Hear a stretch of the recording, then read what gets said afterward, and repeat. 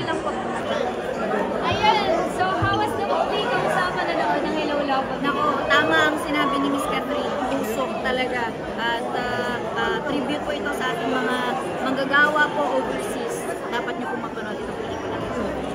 It's about love and ambition.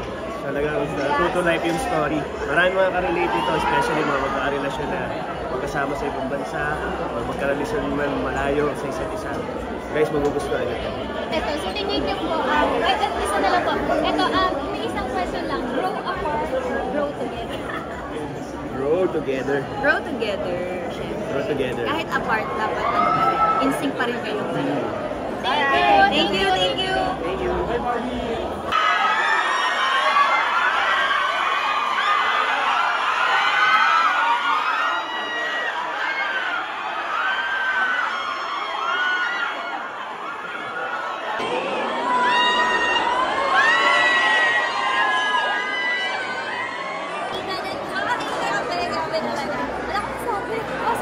Ito, syempre love mo nga sila talaga.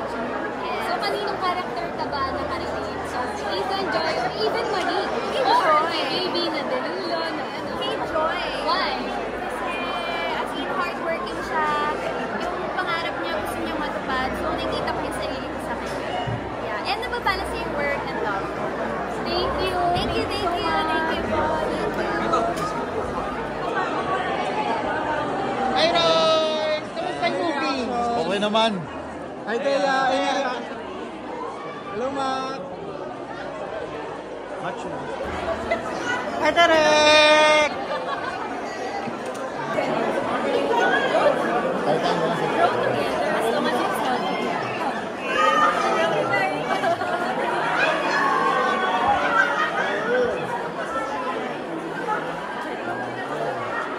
Sige, brother. Hey, brother, ingatan natin. Hi, Tela!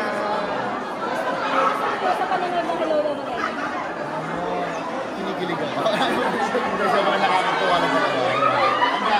Roller coaster ride. ang panonood ng movie, yung emotions, grabe. Kung saan napupunta na kahit napaka ganda nung nangyari talaga sa ending. Kasi parang yung effect sa akin is ang dami pa rin ako naging questions in life and about love. Quick reaction lang about yung sa show niyo na parang ang si Rita and all that. Civil War. Oo, tuloy-tuloy lang. Oo. Pero mag-extend. Extend. Congrats! Thank you so much! Thank you! So, reaction sa... Grabe! Tsaka yun yung pinakamasaya kong movie na napanood. Yung talagang lahat ng audience buhay na buhay. Yung parang pare-pareho kami ng mood, di ba? Pag may tatawa talaga lahat. Talagang doon mo malalaman na yung movie. Hindi lang siya sana maganda. Talagang everyone was amazed. Lahat pinikilig, lahat natatawa, lahat nalulungkot, lahat na-excite, lahat natataranta kung anong mangyayari. Talagang masasabi ko lang sa lahat ng mga manonood pa, talaga mabubusog yung puso. Actually ako pinipigilan ako sumigaw kanina. Ako pinipigilan kong umiyak. Wow! Yung last part talaga pinipigilan ko. Huwag nag-iiyak. Bibigay ka na kanina. Yes, Napakanta rin ba ng sa huli? Oh, Sa huli. diba? Hanggang sa... Ganda pa ng song. Palagi. Yeah. Talagang, promise, sa mga nanonood ito, kanagandahan niyo sa Hello Love Goodbye. Ito, times 100 yung ganda niya. Must watch. Magkakamali kayo pag hindi nyo Sige, a quick question lang. Okay lang ba kayo ni Jillian Ward? Like, wala naman kayong something? Actually, sabi ko naman it's not that may something. It's just that magkaiba kasi kami ng attitude. And normal naman yan sa life na hindi lahat talaga nakakasundo. Kasi iba yung attitude namin. So, nothing bad naman. Talagang magkaibang tao lang talaga kami. Iba yung self-defense na. And we don't really get to work together. Congrats sa Princess sa City Gen, no? Next year na. Thank you. Thank you very much. Thank you. Dami na sa ano na, ay ganito. And then, kung paano siya maging mahal.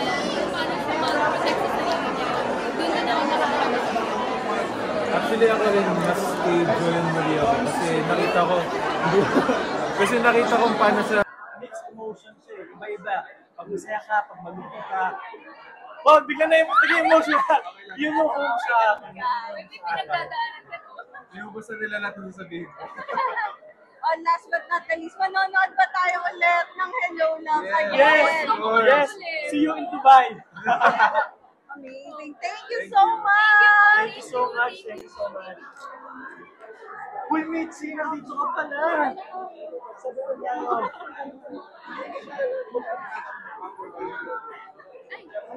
Initial reaction, ako Ay, thank you. kilig na kilig. Ako din. Sobrang kilig-kilig. And then, I really love the story. I love everything about it. And then, sobrang happy ako with how it went. And then, sobrang nakaka-inspire din. And then, naiyak din ako. So, na-touch talaga. Sorry. Ako natuwa ako sa movie kasi hindi siya yung typical na romantic na hindi naman nangyari sa totoong buhay. Siguro realistic siya, pero pinapakita niya pa rin kung ano yung dapat malaman natin sa love. Anong best scene na gusto niyo ito without spoilers? Oh my gosh. Without spoiling. Kahit yung eksena, yung lugar ko. Okay. Ay! Ako yung yung view. View. Siguro yung scene na may intense scene yun, di ba? Na nagkalabasan. Yun lang. Hindi ko na isa-spoil. Baka may masabi pa ako. Yung naglabasan ng ayun, yun po.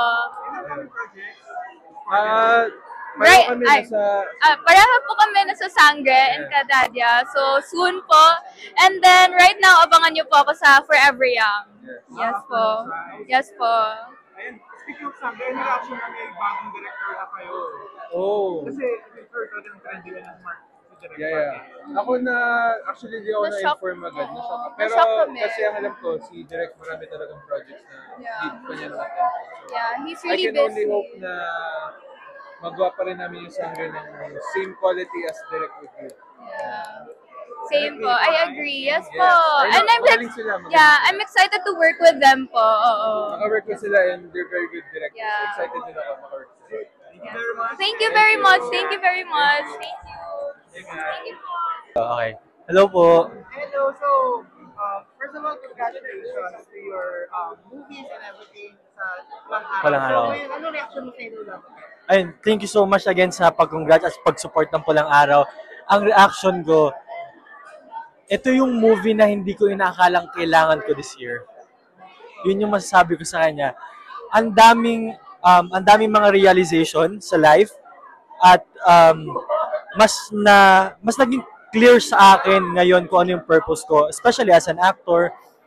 Mas nandun din yung longing for ayoko mag-spoil pero nandun yung longing, meron dong minention na isang word lang yon na ang daming pwede niyang ibig sabihin. Isang word lang yon na Tagalog, sorry. Isang word lang yun na Tagalog na ang dami niyang pwedeng ibig sabihin. At doon ko siya na-realize, oo nga no, yung pala yung namimiss ko sa akin right now. Yun. Kamusta yung kilig ng cat din? Ay, grabe, nag-uumapaw. In terms sa chemistry, alam naman natin yan, cat din yan, di ba? Wala nang wala nang doubt or anything. So, grabe yung kilig. First time ko nipipigil lang ako kasi dami kong katabi, no? Pero siguro kung ako lang mag-isa nanonood, baka nagsisisigaw na ako. Oo, talagang, ewan ko ba? Basta, grabe, nagpipigil lang talaga ako. Talagang pinipigil ako sa sarili ko. Huwag masyadong mag-react. Baka kasi mamaya masyadong, masyado ako nakaka-istroba. Pero ayun, kung meron lang ako space o kung papanood ko ito sa sarili ko, malamang siguro baka nagsisisigaw na ako. Mixed emotion siya, sa totoo lang. Ayun nga, kaya sabi ko sa isang interview kanina, mas nakarelate ko both siya eh. Hindi lang siya kay Ethan, hindi lang siya kay Joy. Merong bits and pieces ng Joy at Ethan na nakaka-relate ako na pag pinapanood ko kanina, ito talaga yung reaction kanina, ay, ako to. Ganito yung napagdaanan ko, same emotion, same feeling. Maybe iba lang yung scenario, iba lang yung pangyayari, pero yung emotion at yung pinagdadaanan, same siya. Both Ethan and Joy, and Marie. So meron ng ganun. Thank you so much. Manood kayo, manood kayo. Lahat ng makakapanood po na to, panoorin nyo. Super ganda. Worth it.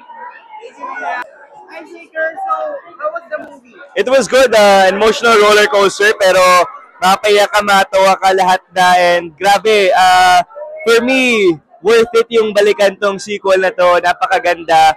It's a very meaningful story, kasi as a Canadian, nakarelate ako dun sa mga stories nila, yung mga Canadian, mga Canadians working abroad. My parents can relate to that, my family, so job well done. Grabe, ang ganda. Very mapuso yung pagkagawa, di ba? Very, talagang namdumi yung mga emotion sa mata. As an actor myself, na-inspire ako sa kanila eh. Grabe yung pag-portray nila ng characters and to tell a story, not just for them, but for the Filipinos abroad. Real na real talaga. Real na real, grabe. Real na real din ba yung nakita mo sa cat din? Oo nga eh, grabe. As in, hindi ko na makontrol yung sarili ko. So, sumisigaw na ako para sa kanila eh. Grabe, nakakakilig, and as a childhood crush, si Catherine Bernardo, nakakakilig talaga. Ano masasabi mo sa mga supporters mo sa Shining Inheritance? Yes! Nako, maraming salamat po to my supporters sa Shining Inheritance. Not just for me, but for the whole cast, for the story. We really appreciate it kasi it's a Korean adaptation and afternoon prime. So maraming salamat po sa suporta. Kasi there kanina. Yeah. Have you seen her? Yes, nakita ko siya kanina. Actually, we were in one row together and talagang big Catherine fan siya. So, together, we were really happy seeing it together, the movie, and masaya lang. Ito, any ka-familiar actress na gusto mo makapareha sa haling magkaroon ng palaban? O sige, mangarap na ako, Miss Catherine Bernardo. Yeah! Yes, it's a great opportunity. Yes, manifesting. Sige, maraming salamat po. Ay, grabe.